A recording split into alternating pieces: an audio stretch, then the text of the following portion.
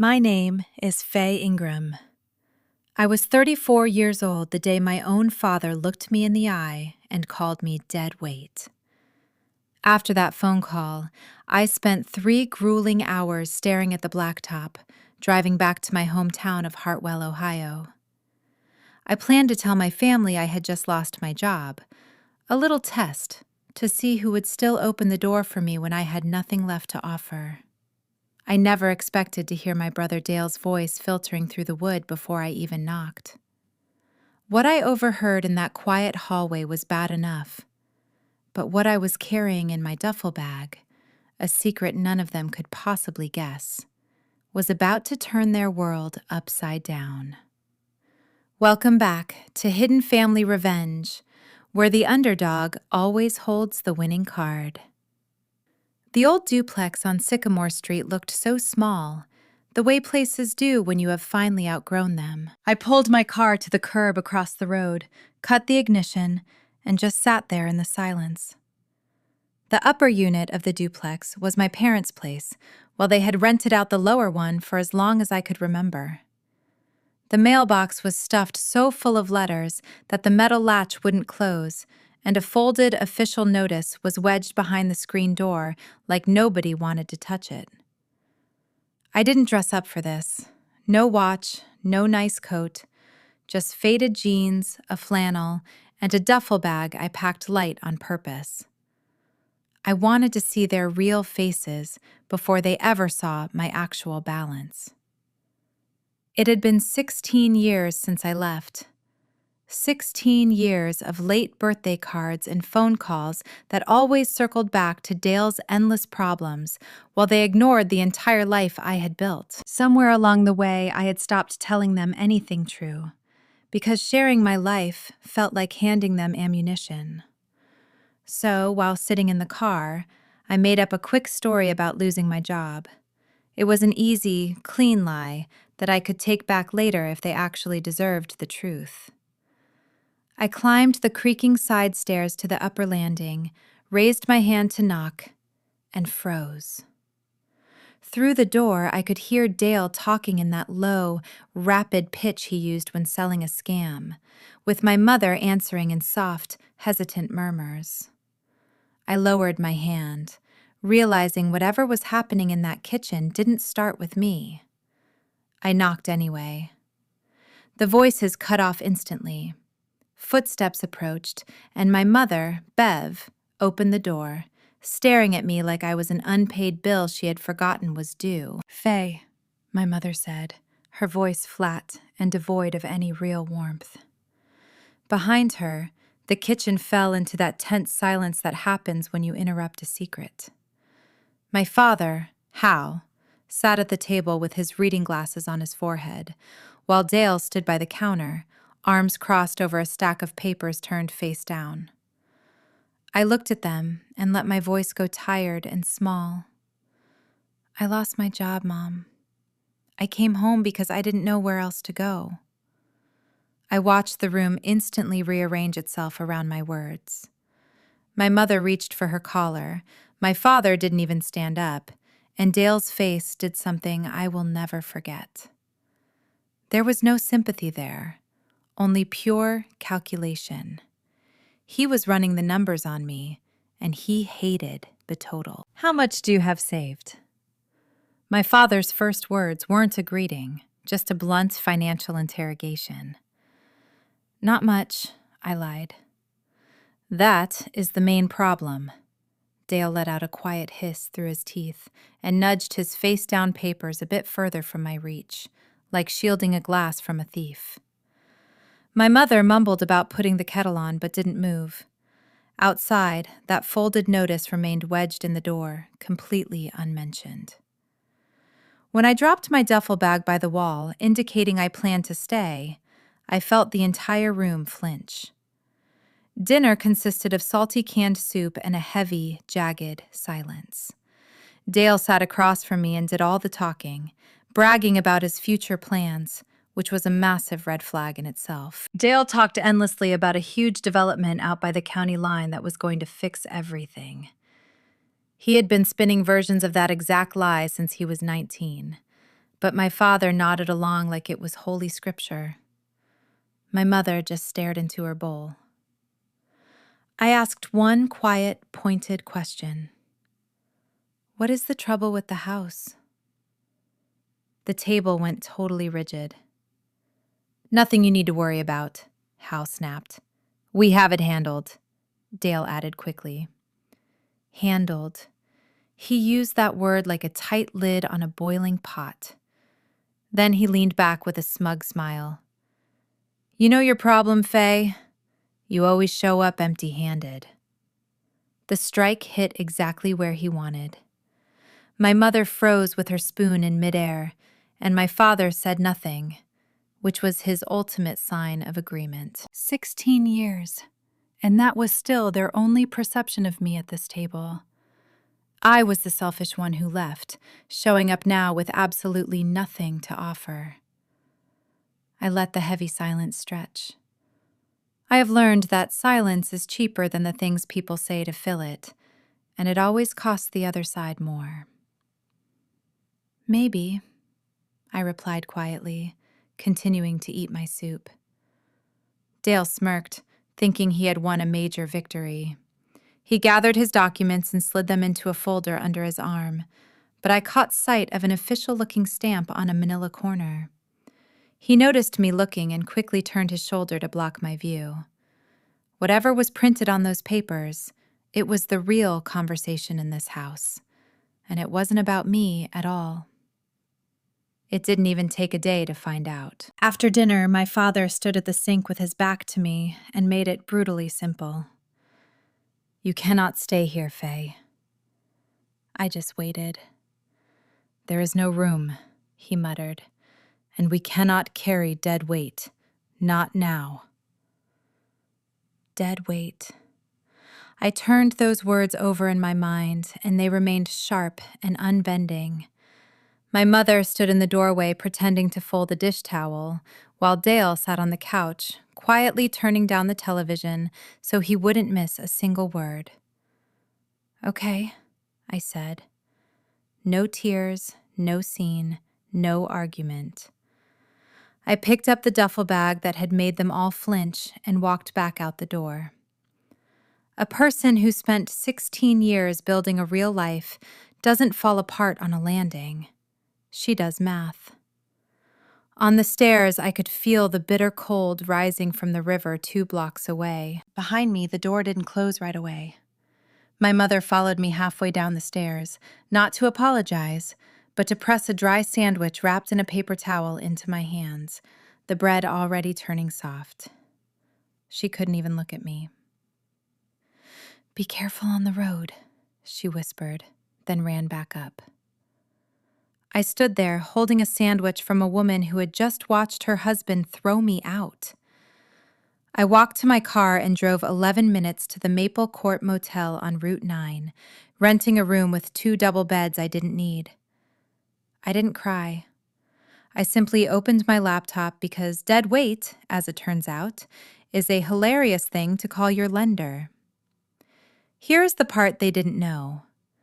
I don't deliver pizzas, and I never lost a job. I own a company called Larkspur Note Partners, and what we do is unglamorous, quiet, and pays incredibly well. We purchase distressed mortgage notes that major banks have given up on, and then we do the boring, honest work nobody expects. We restructure them. We modify them. We keep families in their homes when the math works, because a performing loan is worth more than a foreclosure, and because I know the pain of housing insecurity. Last month, my firm cleared over $200,000. I never told my family any of this.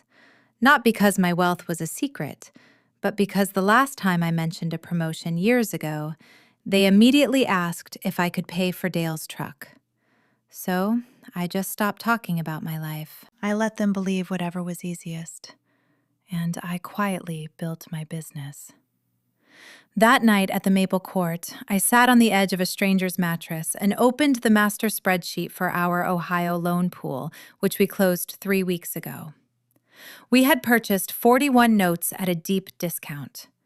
I scrolled half on autopilot until a single address stopped my thumb cold. A 2-unit duplex on Sycamore Street in Hartwell, marked as delinquent. I read it 3 times. It was the exact street where I had just eaten canned soup. It was my parents' house, the place where that soft sandwich was pressed into my hands. After years of bundling and selling, the lender of record was a limited liability company based in Columbus. It was my company. I owned their home. I barely slept. Before sunrise, I pulled the complete digital loan file because I needed to see the actual documents, not just a line on a spreadsheet. By 6 a.m, I had the grim truth on my screen. I saw the original note Hal signed years ago, the refinance stacked on top of it, and a second loan on top of that. I knew the year of the refinance immediately without checking. It was the exact year Dale's first business failed, and my parents quietly went into debt to bail him out. They never told me, but the paperwork revealed everything. The original mortgage was modest, but the refinance nearly doubled the payment. Soon they fell 30, then 90 days behind, until the bank gave up and sold the note into a pool that landed on my desk. So the bank Dale kept invoking at that kitchen table, the one they were all so afraid of, did not exist anymore. There was no faceless institution about to take the house. There was just a company in Columbus, managed by a guy who had been called dead weight 12 hours earlier and sent down a flight of stairs with a soggy sandwich. I sat with that for a long time, letting the silence fill the room. I could have called my father right then and told him everything. I did not do it because something in this house was not adding up. I have learned never to play a card before you know what game you are at. Dale had a folder he would not show. My father was afraid of a bank that no longer existed. My mother could not meet my eyes. I closed the laptop. Whatever was happening here, I was going to watch it first. I checked into a motel, paid for another 3 nights, and told the front desk I was visiting family, which was technically true. Then I did the thing that is so much harder than a confrontation. I went back. I showed up at the duplex mid-morning, carrying a bag of groceries and an apology as the unemployed daughter already loaded in my head. I overreacted, I told my mother on the landing. Can I help out while I figure things out? I promise I will not be in the way. Bev let me in. Of course she did.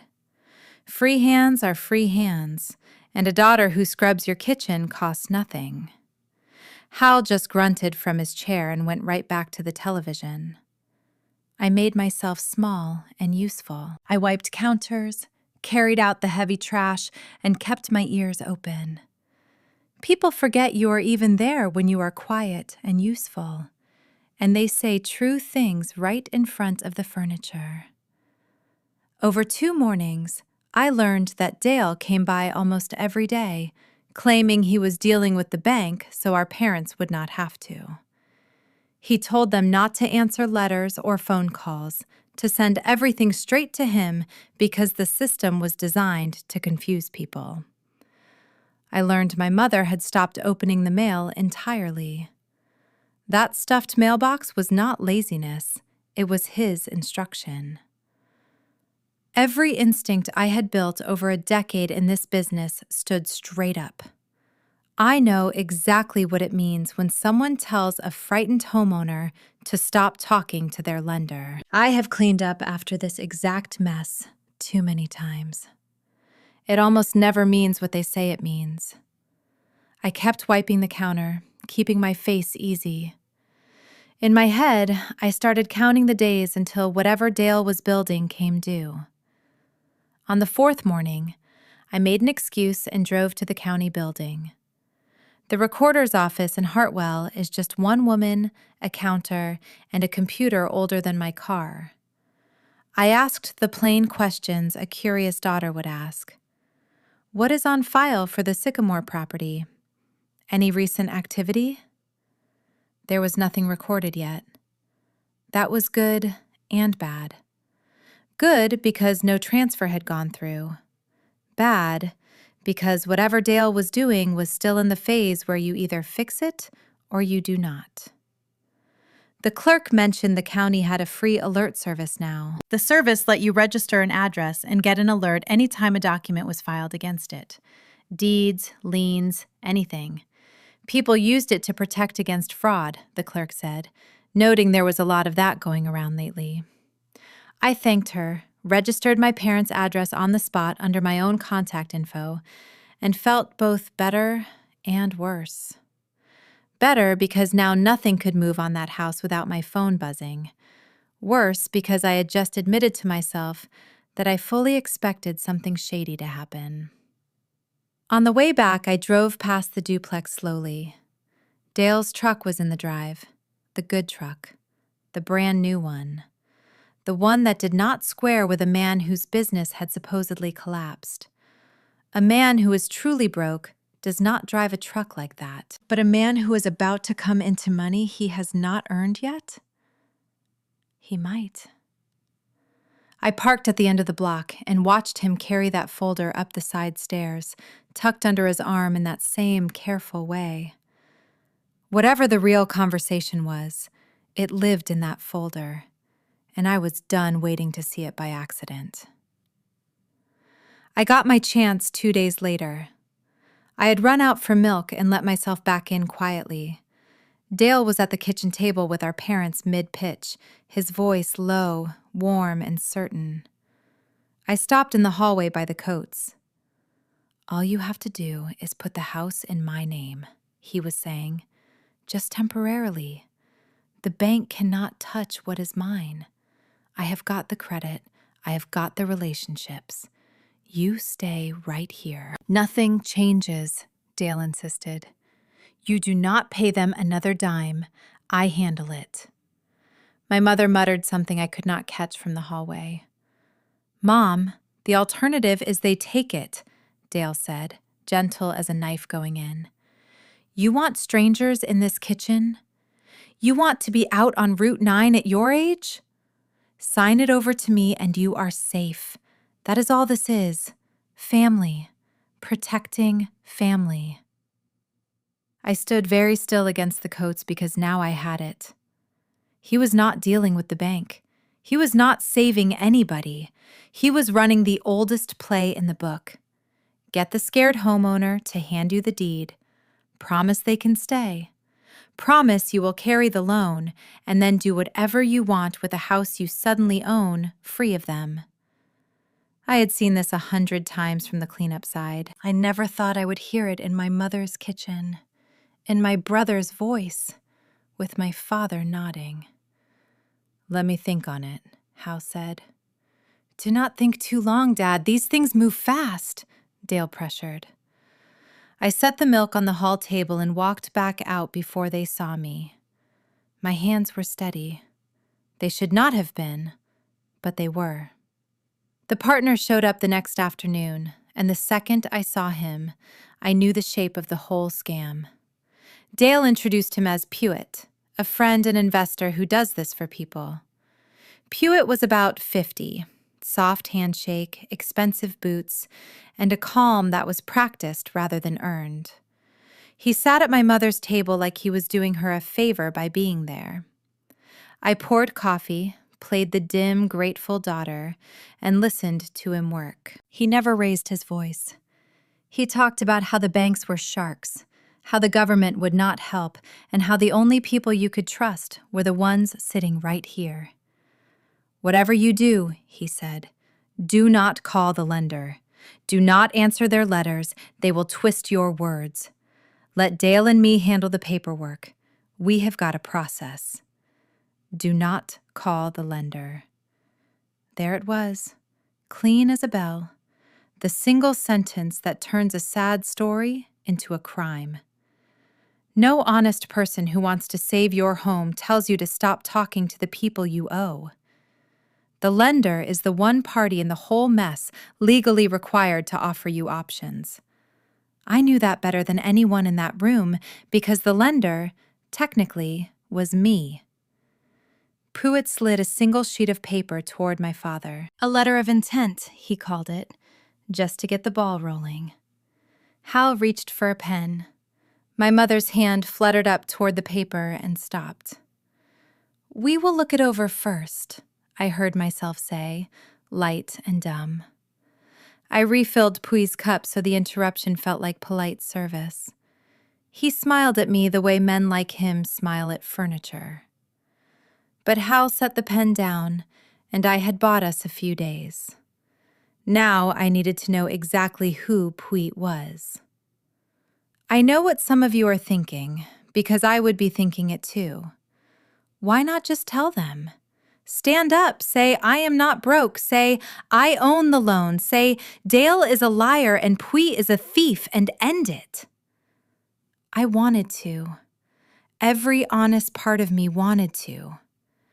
But I have spent years dealing with these schemes, and I have learned the hardest lesson they teach. You do not disarm a trap by announcing you have seen it. You announce it, and Dale calls me jealous, broke, and bitter.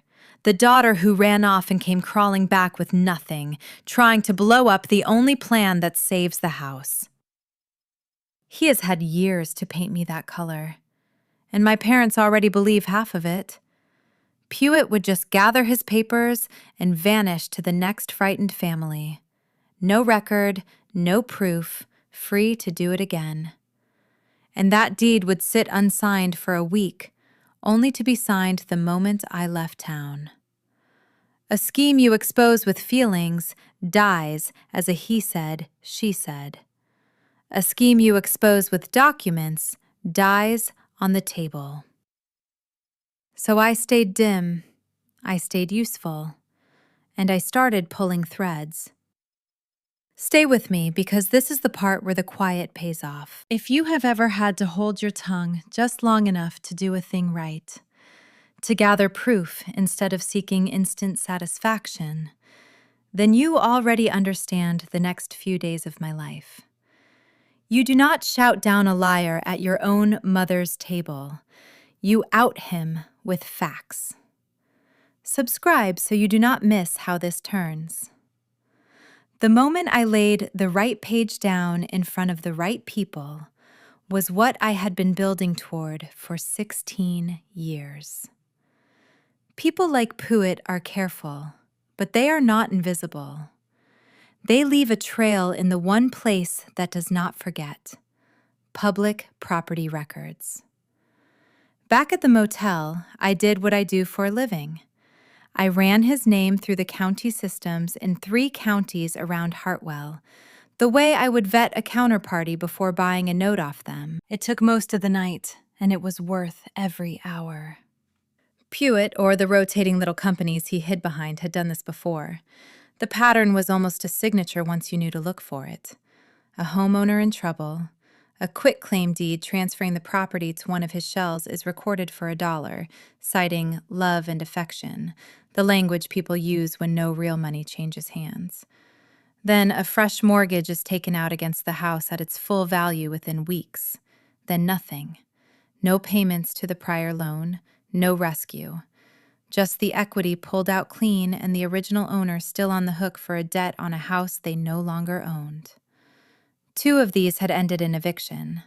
One old man had died in a rental 2 streets from the home he had built. I sat in that ugly motel chair and felt something cold and useful settle in my chest. Not rage. Rage is loud and makes mistakes. This was the pure clarity that comes when the math finally adds up. Pruitt wasn't just a risk to my parents' future. He was their future if nobody stopped him.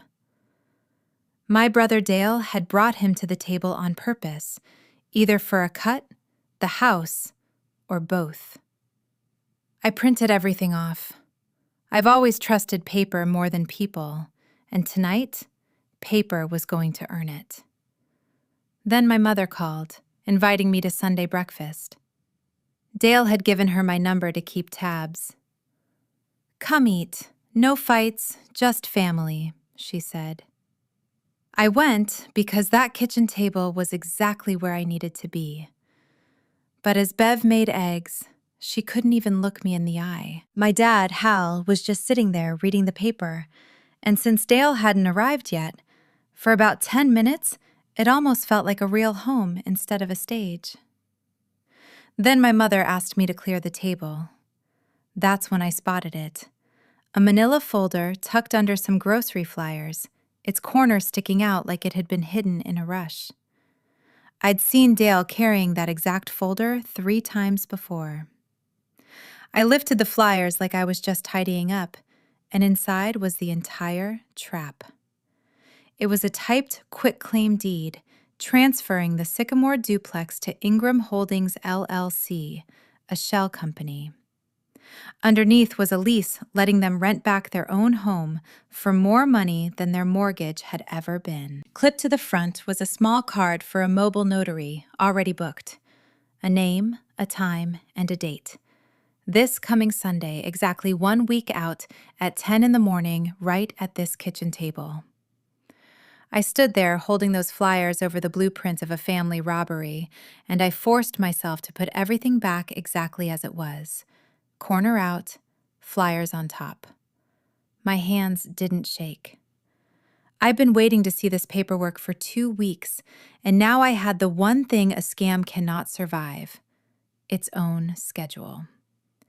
7 days. I knew when, I knew where, and I knew exactly what I was going to bring. When Dale walked in while I was drying the last plate, he could tell something had shifted in the room, even if he couldn't name it. Dale is stupid about many things, but he is never stupid about advantage. He looked at me, then at the end of the table where the flyers sat, and back at me. I kept drying the plate. "You're awful helpful all of a sudden," he muttered. "Got nowhere else to be," I said. "No job, remember?" He smiled, and there it was, the line he loved, polished from years of use. "That's the thing about you, Faye. You always show up empty-handed." That was the second time he'd handed it to me. I let it sit. You have to let a man keep talking when he's telling you who he is. "You always say that," I replied, "because it's always true." He hung his coat on the chair next to the folder, having absolutely no idea that I'd already read his entire hand. To Dale, I was just the broke sister, the lever, the one with nothing in her hands, a problem to be managed instead of a threat to be feared. That misread was the most valuable thing in the house. I finished drying the plate, set it in the rack, and thanked my mother for breakfast, telling her I'd see them soon. I meant that soon more than she could ever know. On the drive back to the Maple Court, I counted the days, 7 of them, a notary booked, a deed typed, a scammer with a trail in 3 counties, and a brother so sure of his read on me, he'd hung his coat right over the proof. Empty-handed, he thought. I almost laughed. By Sunday, I'd be the only person in that kitchen holding anything that mattered. Then, 2 nights later, my mother called me late when Hal was asleep. She didn't say much at first, just breathing softly on the line. Then she asked, "Are you really okay, Faye, out there at that motel?" It was the first true question she'd asked me in years, and it caught me off guard. "I'm fine, Mom," I said. "Better than fine." She was quiet. Then everything came out in a terrified rush. She didn't understand the papers. Dale talked so fast there were too many pages, and Pruitt used words she didn't know. Every time she asked a question, they answered a different one. She just didn't want to lose the house. "I don't want to be the reason your father loses the house," she said, her voice breaking. "He worked 40 years for that place. If I sign wrong, if I sign right, I don't even know which is which anymore." Hearing her, I understood something I'd been too angry to see. My mother wasn't a villain. She was a hostage who'd been told the only way out was to hand over the keys. She'd watched my father put me out on the stairs because she was just as scared of his shame as she was of the bank. Fear makes people do the math wrong. It didn't excuse the sandwich or the silence, but it explained it. "Mom," I said carefully, "don't sign anything. Not Sunday, not any day. Promise me you'll wait." There was a pause. "Dale says Sunday's our last chance." "Dale is wrong," I told her. "Just wait." She didn't promise, but she didn't hang up right away either. For my mother, that was almost the same thing. I had 4 days, and I spent them building the only kind of weapon I've ever trusted: facts. As the holder of their note, I had power Dale and Pruitt didn't know existed in the room, and I was going to use every inch of it. The legal, recorded, unkillable way. First, I had my servicer confirm the loan's exact status and pull a current payoff and full payment history, officially stamped and dated.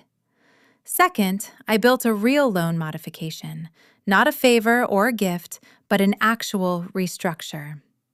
I took that bloated refinance payment and brought it back down to something 2 retired people could carry, with terms a court would call fair and a notary could witness clean. I priced it so my firm wouldn't lose money, because a rescue you cannot sustain is just a slower, crueler version of the same trap. Third, I called a HUD-approved housing counselor I'd worked with before. I looped her in so there would be an independent, official voice in the room to verify every number I put on the table. Fourth, I assembled my file on Pruitt, the deeds, the shell companies, the strip-and-run pattern across 3 counties, the eviction in one, and the dead man in another. I put it all in a neat, tabbed folder of my own. Let's be clear, I didn't inherit a way out. Nobody handed me a secret card. I bought this note with money I earned building a business in the dark, while my family thought I was nothing. I spent 4 nights at that motel, turning that ownership into a real weapon I could lay on the table. The win wasn't going to fall into my hands on Sunday. I was going to walk in and take it. Dale felt me coming before he could even see why. Maybe my mother said something, or maybe he just sensed that the broke sister he'd dismissed had gotten quiet in a completely different way. Whatever it was, on Thursday, his plan jumped its rails. My mother called, near tears, saying Dale had moved the signing up. Not Sunday anymore, Friday afternoon. Tomorrow. He told her there was no reason to wait, that waiting was dangerous, and that I was filling her head with lies. He said I was broke, bitter, and would ruin their only chance. There it was. He was painting me as the enemy before I'd even lifted a brush.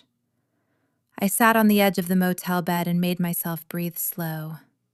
Friday afternoon.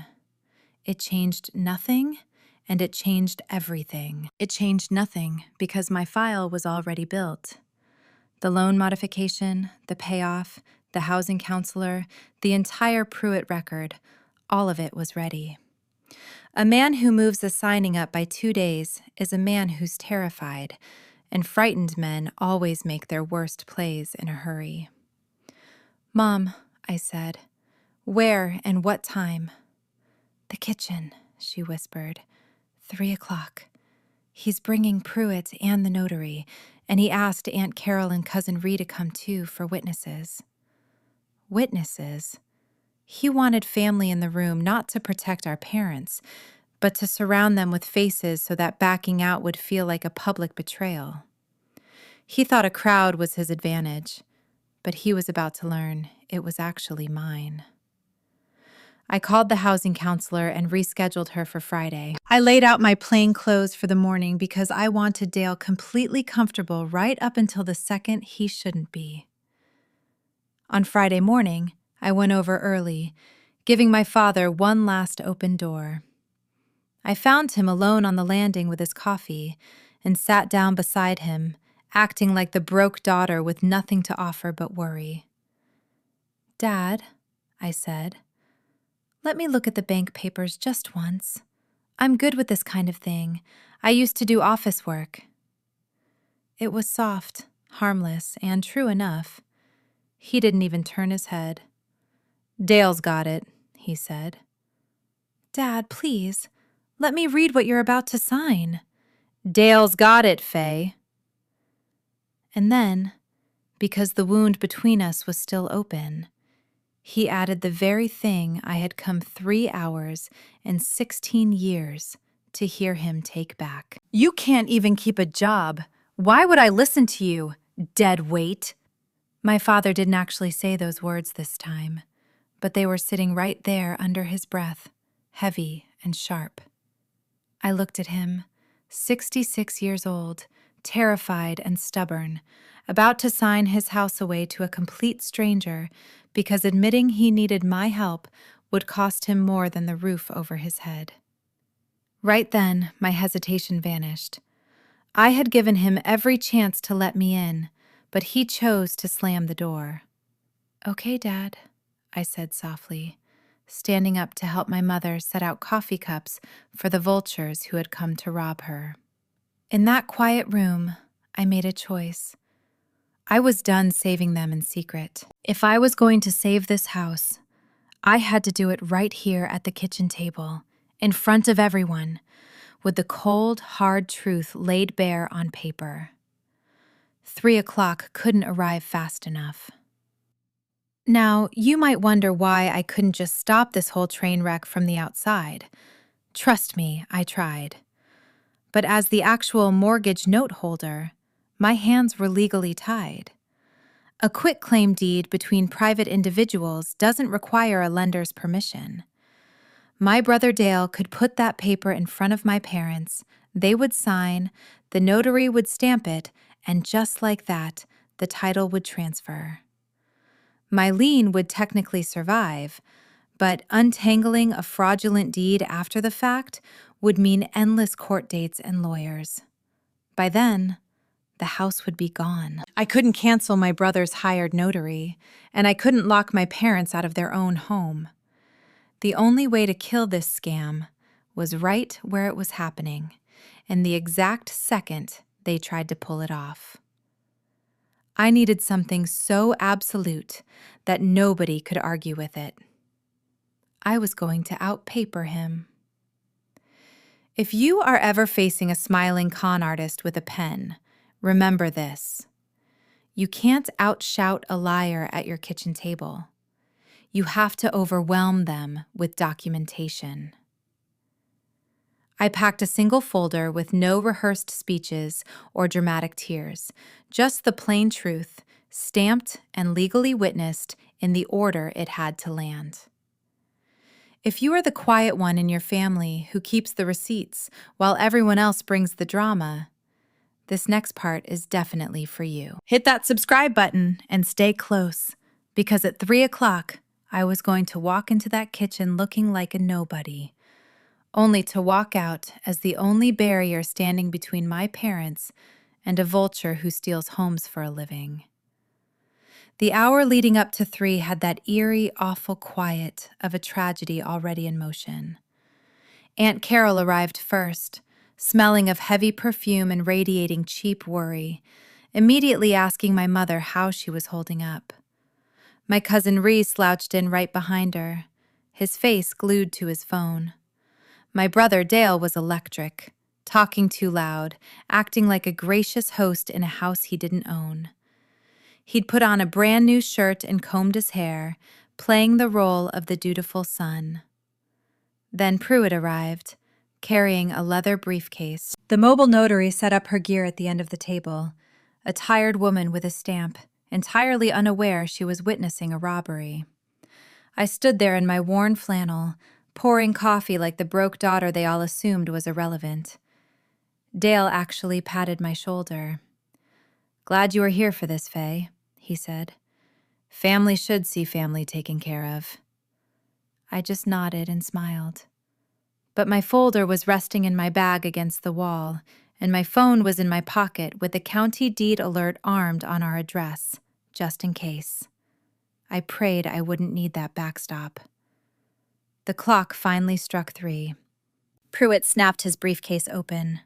Dale slid the quitclaim deed out from under some grocery flyers and laid it in front of my father, smoothing it flat with both hands. "Okay, Dad," he said, warm as Sunday. "Mom, sign right here and we're all safe." My father picked up the pen. I let him hold it for exactly 1 breath, just long enough for the room to lean in and for Dale to think he had won. Then, I set down the coffee pot and spoke in the same quiet voice I'd used to clean their counters for 2 weeks. "Before anyone signs, I think you should know who actually holds the loan on this house." The pen stopped. Dale's head snapped around, his fake smile freezing. "Faye, sit down," he said, but his smile had a visible crack in it. "This doesn't concern you," he snapped. "It concerns me more than anyone here," I said, walking to my bag against the wall to retrieve my folder. Not fast, not dramatic, just a woman pulling out paperwork. Dale's voice turned harsh. "Faye, you've been gone 16 years. You show up broke, and you think—" "I'm not broke, Dale," I said plainly, stating it like a fact he needed to understand to survive the next 10 minutes. The kitchen went dead still. Aunt Carol's eyes darted between us. Ree finally looked up from his phone, and my mother's hand gripped the table. Even Pruitt went totally silent, like a man frantically recalculating his exits. I placed my folder on the table, right in the light, next to the deed Dale had smoothed flat. "I told you all I lost my job," I said. But that was a lie. I wanted to see how you would treat me when you thought I had absolutely nothing. I opened the folder to the first tab. Let me show you what I actually have. I own a company called Larkspur Note Partners. We buy distressed mortgage loans and restructure them. It is quiet work, and it pays incredibly well. I never told you because the last time I mentioned a promotion, it turned into a demand for Dale's truck payment. I paused for a single second. 3 weeks ago, my company bought a pool of 41 regional loans.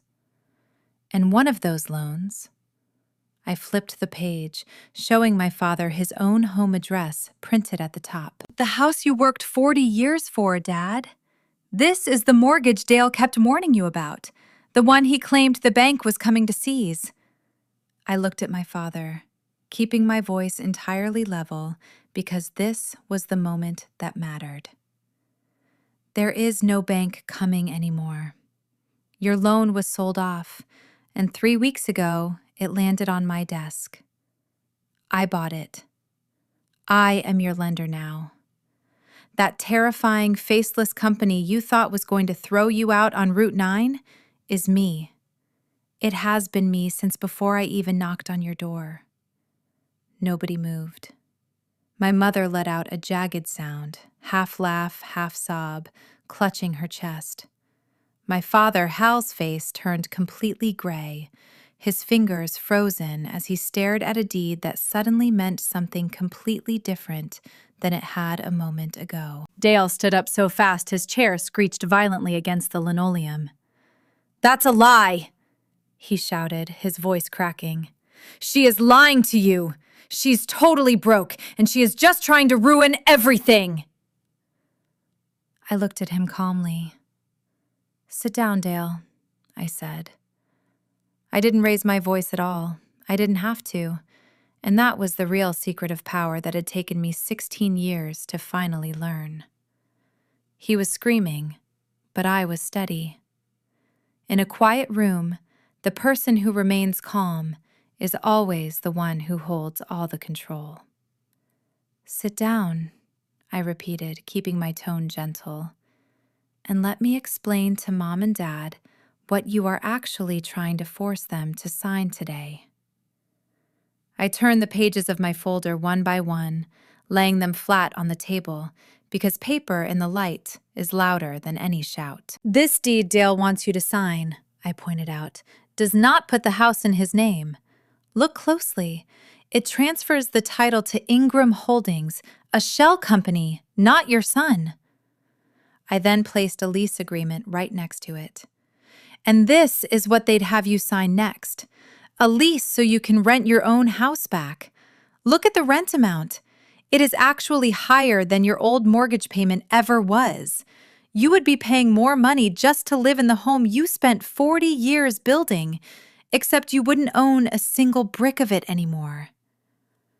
Aunt Carol leaned forward to read the page, her mouth dropping open in shock. I laid down the next file, the one I had built during my long nights at the motel. And then there is Pruitt. 3 different counties and the exact same scam. Once they get the deed, a massive new loan is taken out against the property. The cash walks out the door with Pruitt and Dale, while you are left legally responsible for the debt. I found 2 families who ended up evicted. One elderly man actually died in a cheap rental just 2 streets away from the home he had built with his own hands. That is not a rescue, Dad. That is just their business model. I stood up straight, looking at my brother. Dale was breathing heavily, his fists slammed onto the table, his face turning a dark, furious red. You always told everyone I show up empty-handed, I said softly, letting the irony sink in.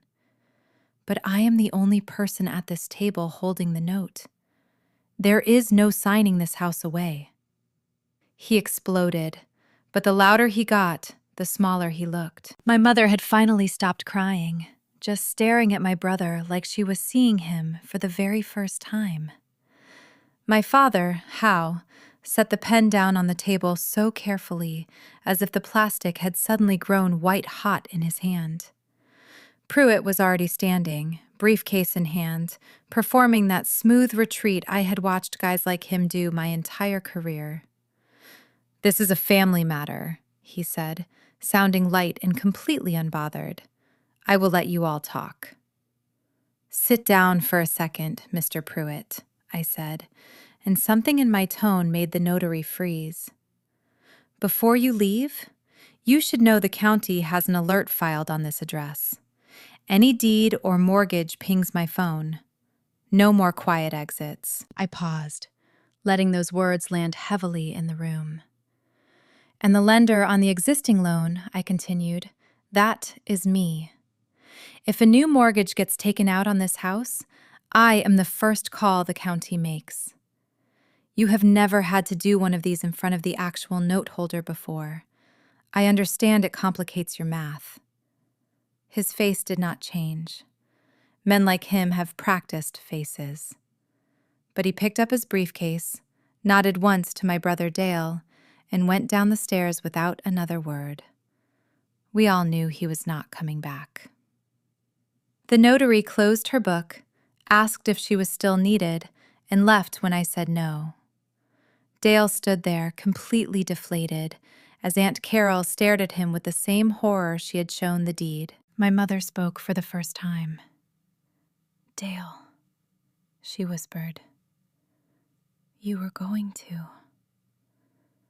She could not finish the sentence, so I finished it for her, looking straight at my brother. "He was going to take your house, let a stranger strip it, and leave you renting your own kitchen." Then I said the only hard thing I said all day. "I came here to see if you would love me when I had nothing. But I do not save people who rob their own mother. That is not about love. It is about who gets to stay at this table." Then I did what I actually came to do. To be clear, it was not a gift. I opened my folder, set the modification in front of my parents, and placed the card for the HUD counselor beside it. Right at 3:15, the phone rang. "This is real," I said, as the counselor introduced herself on speaker and confirmed she was independent, free, and worked for no one in this room. This is a modification on your existing loan, which is my loan.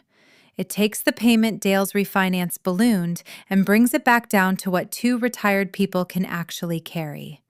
The counselor will walk you through every single line. You do not owe me this house. You do not sign anything over to anyone. You keep the title and you keep your home. The payment becomes something you can actually make. My father, Hal, stared at the page and then at me, his jaw working. He did not say thank you, because he did not know how to say it without admitting what this moment cost his pride. So I gave him a way out of even that.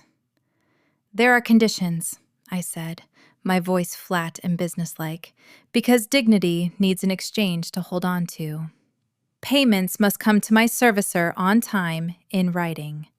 The lease idea is dead, and Dale's name goes nowhere near this title, now or ever. Those are my terms as the lender. Take them or do not. Hal took them. Of course he took them. It was the only honest offer that had crossed his table in months.